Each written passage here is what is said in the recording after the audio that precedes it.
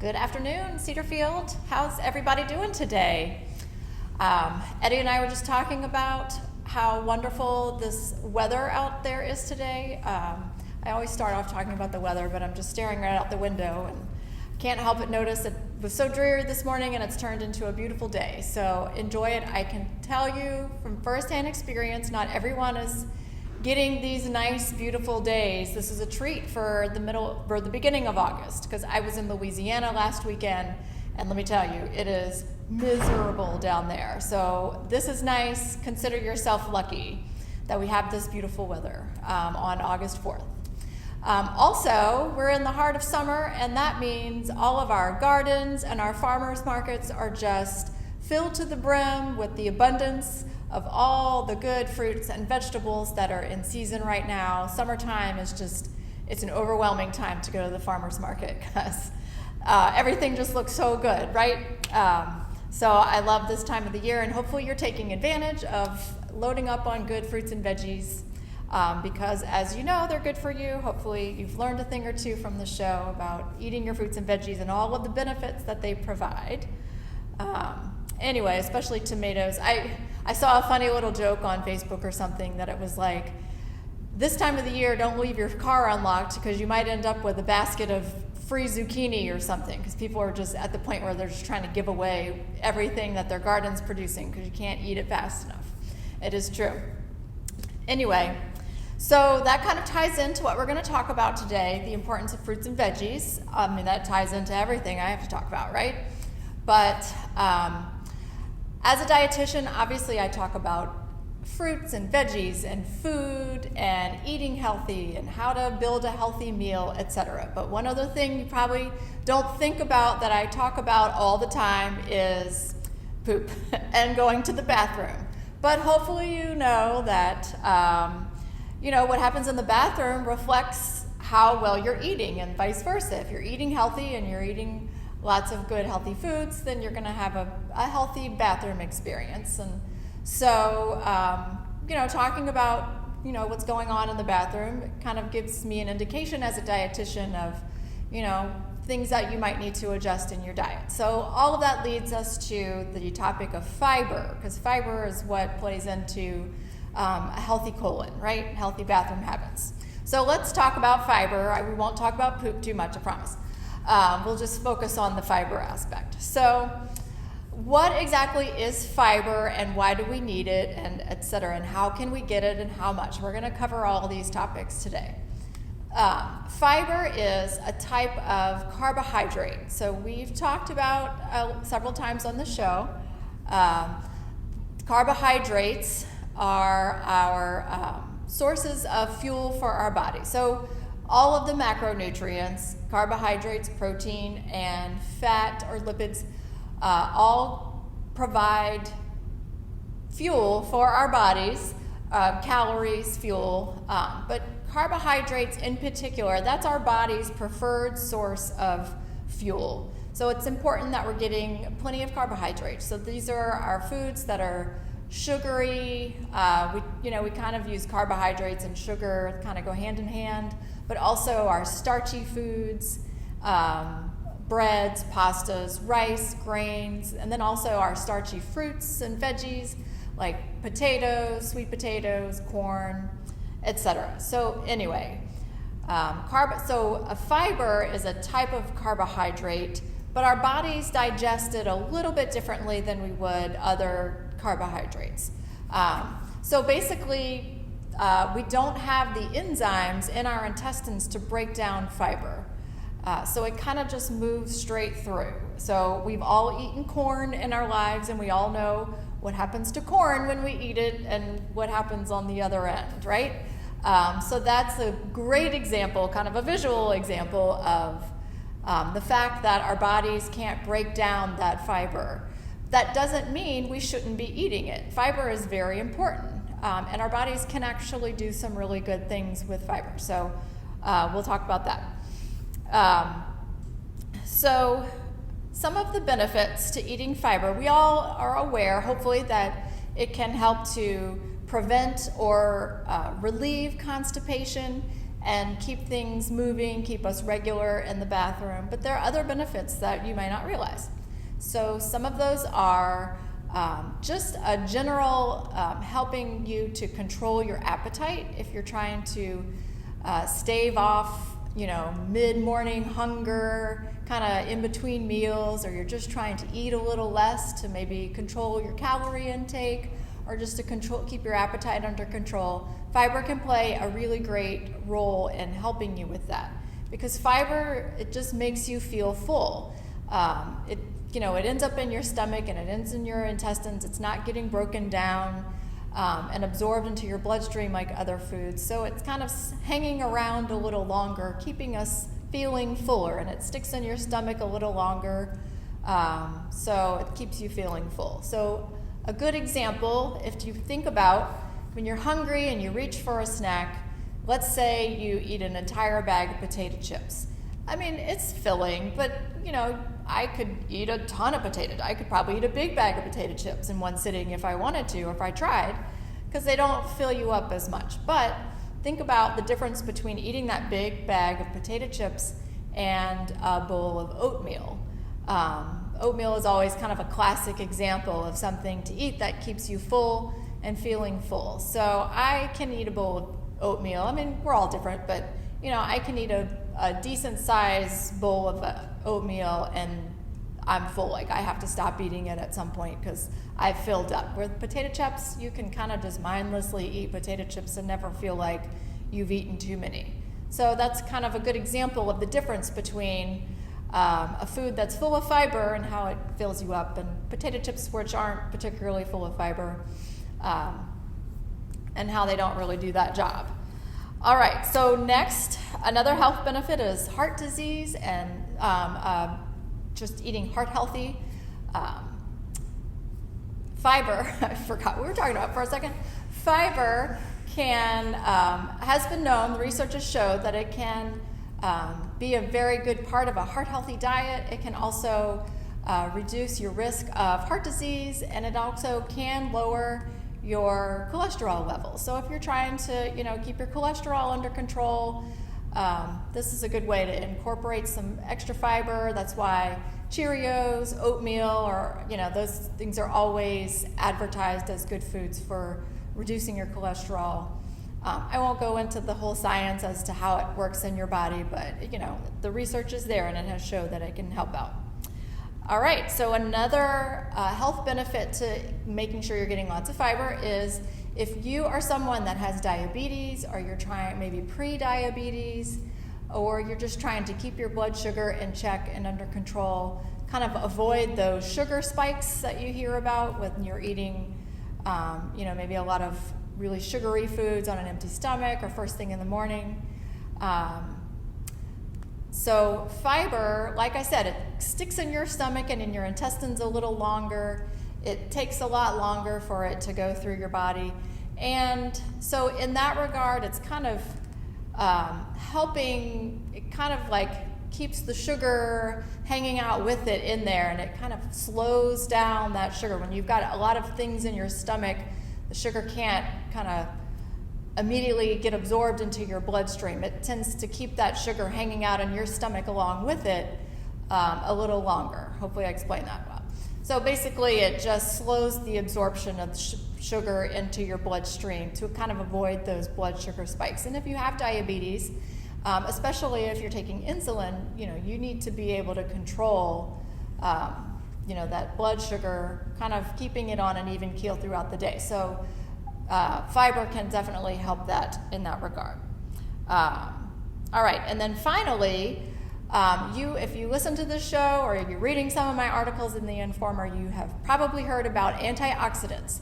And so these are those molecules in our bodies that are they're helping us to reduce our risk of cancer. They can also reduce our risk of heart disease, and they help our brain health and our eye health and skin health. They're just generally good for us from head to toe.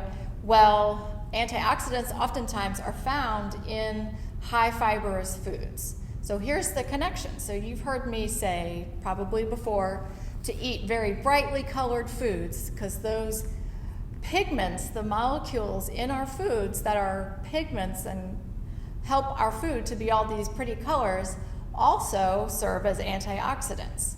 And a lot of times those pigments are found in the fibrous parts of food. So an apple is a great example. So the inside of an apple is not, it's just kind of that simple yellowish color, yellowed white color, but the outside of an apple is either bright green or bright red.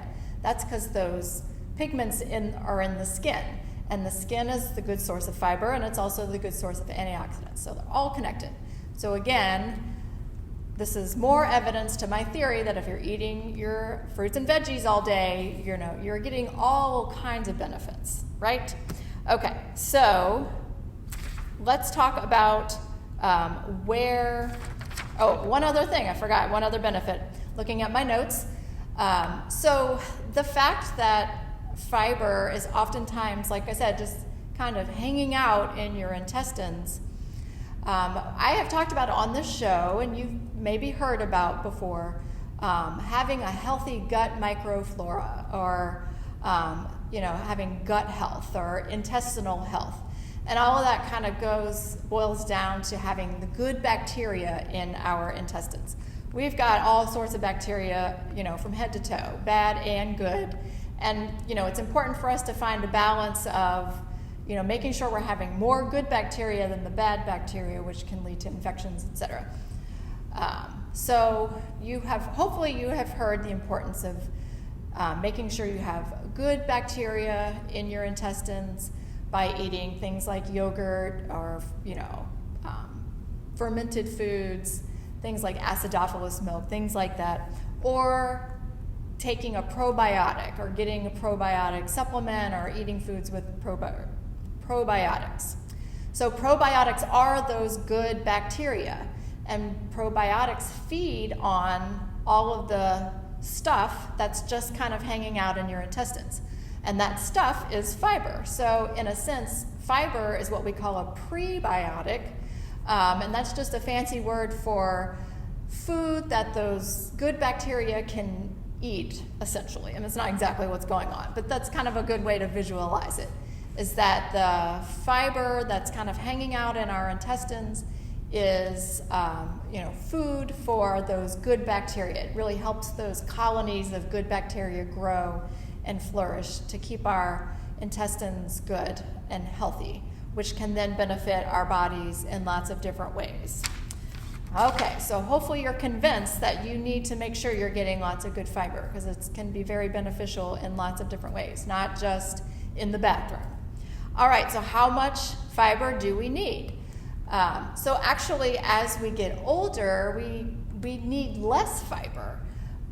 But 90% of Americans, regardless of whether you're old or young, regardless of how much you need, we're not getting enough, and we're having issues with constipation, etc. So don't let that fool you when I say you need less, because there's also other factors as we get older that can affect your colon health and your regularity, and that's, it's harder to stay hydrated. Your muscles in your intestines are maybe not working as well. So lots of things are kind of, combating regular colon health. So despite the fact that you need slightly less fiber, it's still extra important that you're getting enough. So the general rule is about anywhere from like 20 to 30 grams per day. So for men, it's a little more. For men, it's 30 grams per day. This is for people over 51. And for women, it's 21 grams. But, 25 is probably, you don't have to sit there and do all the math. Remember complicated numbers. Just think about 25. It's kind of a general rule. If you look on the nutrition label on your on food that you have in your kitchen, packaged food, you can always look for about halfway down, under carbohydrates, it says dietary fiber, and that'll tell you how many grams of fiber is in a serving of whatever you're eating. I don't expect you to do all the math and add up all your grams all day long. Suffice it to say, again, if you're eating, if you're focusing on eating lots of fruits and veggies, you're probably getting most of your fiber. But let's talk about what foods specifically have really good sources of fiber. So things like beans, whole grains, fruits and veggies, nuts,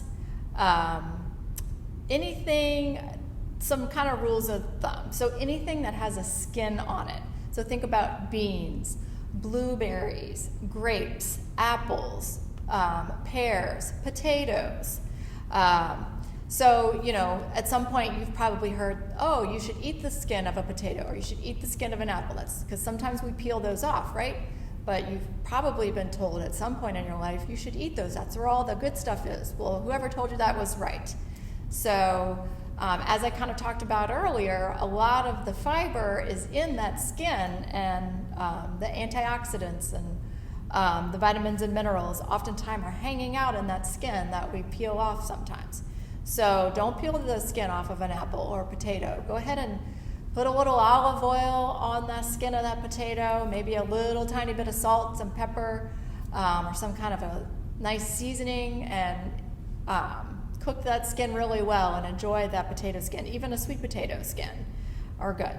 So think about skins. Also, any kind of fruit or veggie that has a lot of stringy stalks, so a celery is a perfect example. But even something that's really pulpy, like an orange, or anything that we would consider roughage. The stalks of our greens. Thinking about like beets, how many times do you just chop those tops off of a beet and throw it out? But you can cook those and enjoy the celery, or enjoy the fiber in them, because they've got the stringy stalks. So that's good sources of fiber too. Also, anything that is considered whole grain. You've probably heard me talk about whole grains before and how important it is to get those. So whole grain bread, or whole grain pasta, or brown rice.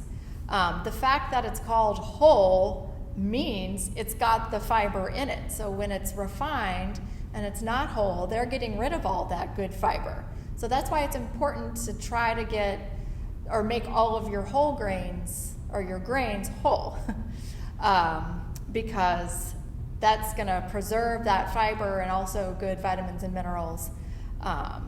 So other good sources, I talked about earlier, oatmeal, grains like quinoa are good sources of fiber. Chickpeas, all of your beans, beans have skin, so that kind of falls into that rule. Corn, we talked about corn, almonds and other nuts, and then also avocados. Avocados kind of go against that rule because you don't need the skin of an avocado. And then it's also not very stringy or pulpy. It has a very smooth texture. But it's one of the best sources of fiber, surprisingly. So don't forget to incorporate your avocados. I can't say enough about how good avocados are for you. They've got good healthy fats, good sources of fiber, a little bit of protein, vitamins and minerals. It's got it all. All right. So again, I don't expect you to count up grams of fiber all day long. If you're striving to eat your fruits and veggies throughout the day, you're probably getting a good bit of it. Another rule of thumb is if things are going well in the bathroom, you're probably getting enough fiber. You don't necessarily need to eat more. You just need to keep eating what you're eating. Again, if you're not getting enough fiber, you're probably going to experience some constipation. Interestingly enough, sometimes the symptoms for not getting enough fiber and getting too much fiber are kind of the same. It's all the GI issues. It kind of, gets everything all out of whack in your GI. So you might have some constipation, bloating, cramping, etc. Maybe a little pain, gas, all of those good things, right?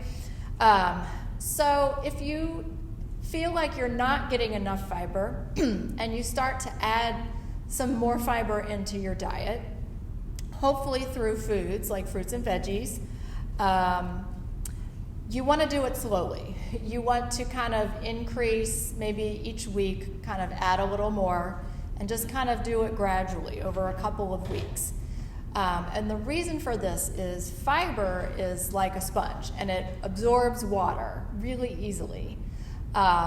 So if you are all of a sudden adding on all this fiber, but you're not increasing your water, you're going to really kind of, like I said, throw things out of whack on your GI, and it's going to potentially cause the opposite problem that you're trying to achieve. And that can lead to further constipation and other GI issues. So as you add your fiber, add it very slowly, and also make sure you're increasing your fluid intake. And then you kind of, like I said, if you do it gradually, that gives your body time to adjust to the changes, and hopefully won't throw your GI system off too much, because that takes a while to get back into shape, right? All right, so what about fiber supplements? I think sometimes it's just kind of commonplace or hand in hand that as you get older, you're going to have to, start taking a fiber supplement. And there's nothing wrong with a fiber supplement, although you should always try to strive to get all of your fiber as well as vitamins and minerals and your, everything you need through actual food. And it can be done pretty easily. You might have to change some things about your diet, but it can be done. You should always try to, it's kind of the food first mentality. You always want to try to get the things you need for your body through your food. But sometimes we need a little extra help, and that's normal. So you might want to consider trying a fiber supplement if you feel like you're not getting enough and things aren't going well in the bathroom. All right, so again, the same rule applies. You want to, if you decide to add a fiber supplement, you want to do it slowly, gradually, and make sure you're increasing your fluid intake kind of, in conjunction with increasing that fiber intake. There's lots of different kinds that you can try. There's psyllium, there's methylcellulose, there's wheat dextrin. So those are the fancy names for Metamucil or Citracel or benefiber. You also might see fiber listed in, especially if you get some sort of a Fiber One bar, or some of those bars or cookies or whatever that are designed to have extra fiber in them. You might see an ingredient called inulin, and that's the fiber that they're adding in to make it high in fiber. Anyway, so before you start a fiber supplement, you should always talk to your doctor about whether that's the right choice for you and how much you need and what maybe the best kind is for you. You want to make sure that that supplement is not going to interfere with any medications you're taking, because like I said, if this in the same way that fiber can slow the absorption of sugar into your bloodstream, it can also slow the absorption of some of your medications. So you want to make sure that there aren't any interactions there that could be negative to the effectiveness of your medication. Also, if you are diabetic, especially if you are insulin dependent, you want to make sure that fiber is not affecting your insulin dosage. And also, if you are prone to GI issues, or if you have a specific condition such as Crohn's disease or ulcerative colitis, or anything like that, diverticulitis, you might want to, again, talk to your doctor. You might not want to, you definitely want to talk to your doctor about starting a fiber supplement and whether or not that is the right choice for you. So, with all of that being said, hopefully things are going well for you in the bathroom. I wish that for everyone. It makes us all so much happier, doesn't it? Anyway, but if you have any questions about anything we talked about, fiber sources, how much is right for you, whether you should be taking a supplement, what are some other foods that might be good sources of fiber for you, I would be happy to take your calls or your emails, or you can come by and see me when you're on your way up to the dining room. My office is right there. So I'm always happy to hear from all of you and happy to get your feedback about the show. So please let me know if you ever have questions or if there's something I can help you with. So that is it for today. So I will let you go and go out and enjoy this nice day and enjoy some fruits and veggies and get your good fiber in. And I will see you all next week. Have a great day. Bye-bye.